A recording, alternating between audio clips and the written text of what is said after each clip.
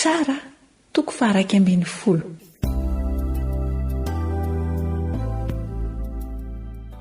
Ary Jefta Gileadita dia lehilahy mahery sy zanaky ny vehivavy janga, ary Gileada ny ray niteraka azy. Ary ny vadan'ny Gileada dia niteraka zazalahy maro taminy. Ary noho efa lehibe ireo zanabadin'ireo dia nandroaka ny Jefta ka nanao taminy hoe, tsy handovy eto amin'ny taranaky ny rainay ianao, fa zanaky ny vehivavy hafa. Ary Jefta nandositra ny rahalahiny ka nonona tany amin'ny tany Toba, dia nisy olom-pona ny vory teo amin'ny Jefta ka niaraka taminy. Ary noho ny ela dia nanafika ny zanak'Israely ny taranaky Amona. Ary rehefa nanafika ny Israely ny taranaky Amona dia nandeha ny loholon'ny Gileada haka ny Jefta hialany amin'ny tany Toba. Ary hoy izy ireo taminy, avy io mpitarika anay ianao hiadintsika amin'ny taranaky Amona. Fa hoy Jefta tamin'ny loholon'ny Gileada, tsy efa nankahalava ianareo ka nandroaka hiala tao an-tranony raiko? Ko nahoana no mankaty amiko indray ianareo ankehitriny noho ny azo pahoriana? Dia hoy ny loholon'ny Gileada tamin'ny Jefta, izany no hiverenanay aty aminao ankehitriny, mba handehananao miaraka aminay sy hiadianao amin'ny taranaky Amona, ka dia holohany aminay mponina rehetra ny Gileada ianao. Dia hoy Jefta tamin'ny loholon'ny Gileada, raha hoentinareo mody indray mba hiady amin'ny taranaky Amona ka hatolotra Jehovah eo anoloako ireny, dia izaho no holohany aminareo. Dia hoy ny loholon'ny Gileada tamin'ny Jefta, Jehovah no vavolombelona amintsika, raha tsy ataonay araka izany teninao izany. Dia nandeha Jefta niaraka tamin'ny loholon'ny Gileada ka dia nasandratra ny vahoaka ho lohany sy ho mpitarika azy izy. Ary Jefta nilaza ny teny rehetra eo anatrehan'i Jehovah tao Mispa. Dia naniraka olona Jefta nankamy mpanjaka ny taranaky Amona na hoe, momby fa ninona akory zasy ianao no tonga ty amiko hiady amin'ny taniko ianao? Dia hoy ny mpanjaka ny taranaky Amona tamin'ny iraka Jefta, satria nalain'ny Israely ny taniko hatrany Arnona ka hatrany Jaboka ary hatrany Jordana, fony niakatra avy tany Egipta izy, ko avy ireno amin'ny fihavanana ary zany ankehitriny. Ary Jefta naniraka olona indray nankany amin'ny mpanjaka ny taranaky Amona ka nanao taminy hoe, izao ny lazain'i Jefta, ny Israely tsy naka ny tanin'ny Moaba na ny tanin'ny taranaky Amona, fa fony niakatra avy tany Egipta ny Israely, dia nandeha nitety ny efitra hatramin'ny ranomasina mena izy ka tonga tany Kadesy. Dia naniraka olona ny Israely nankany amin'ny mpanjakan'ny Edoma ka nanao hoe, oka mba handeha hamaky ny taninao aho, fa tsy nety ny aino izany ny mpanjakan'ny Edoma. Ary naniraka tany amin'ny mpanjakan'ny Moaba koa izy, fa tsy nety koa izy, dia nitoetra tany Kadesy ny Israely. Dia nandeha nitety ny efitra izy ka nanodidina ny tany Edoma sy ny tany Moaba, dia tonga teo atsinanan'ny Moaba ka nitopo teo andafin'ny Arnona, fa tsy niditra teo anatin'ny faritanin'ny Moaba, fa Arnona no faritanin'ny Moaba. Ary ny Israely dia naniraka olona tany amin'ny Sihona mpanjakan'ny Amorita, izay mpanjakan'ny Hesibona.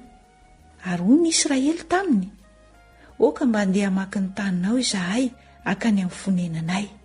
Fa Sihona tsy natokony Israely hamaky ny faritaniny, fa namory ny vahoakany rehetra izy, dia nitoby tany jahaza ka niady tamin'ny Israely.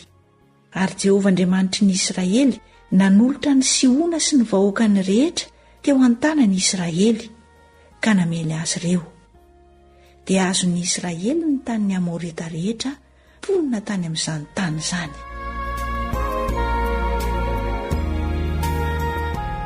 Dia nahazo ny tanin'ny Amorita rehetra izy hatrany Arnona ka hatrany Jaboka, ary hatramin'ny efitra ka hatrany Jordana. Koa ankehitriny Jehovah Andriamanitry ny Israely efa nandroaka ny Amorita teo anoloan'ny Israely olony. Ary ianao kosa va tahaka ny tany? Moa tsy ho tananao izay tany omeny Kemosy Andriamanitra ao anao va? Ary izay tany rehetra omeny Jehovah Andriamanitra ianay dia mba ho tananay kosa? Moa tsara no Balaka zanak' Zipora mpanjakan'ny Moaba va ianao? Nety nanohitra ny Israely na niady tamin'ny akory va izy?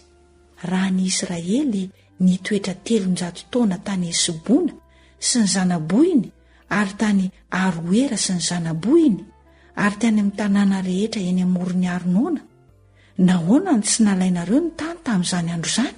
Za tsy nanota taminao, fa ianao no manisy ratsy ahy, fa miady amiko. Oka Jehovah mpitsara no hitsara ny zanak'Israely sy ny taranaka amonana io. Nefa tsy nohainao ny mpanjaka ny taranaka amonana ny tenin'ny Jefta izay nampitondray ny tany aminy. Ary tonga tao amin'ny Jefta ny fanahin'i Jehovah, dia nandeha nitety any Gileada sy Manase izy, ka dia nitety any Mizpa any Gileada koa izy, ka niala tany Mizpa any Gileada dia nandrosona ka any amin'ny taranaka amona.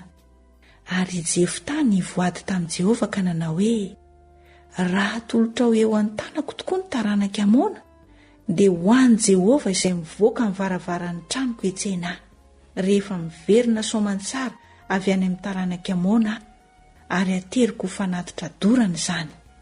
Dia nandeha Jefta nakany amin'ny taranaka amona hiady aminy, ary natolotra Jehovah teo an-tanany ireo.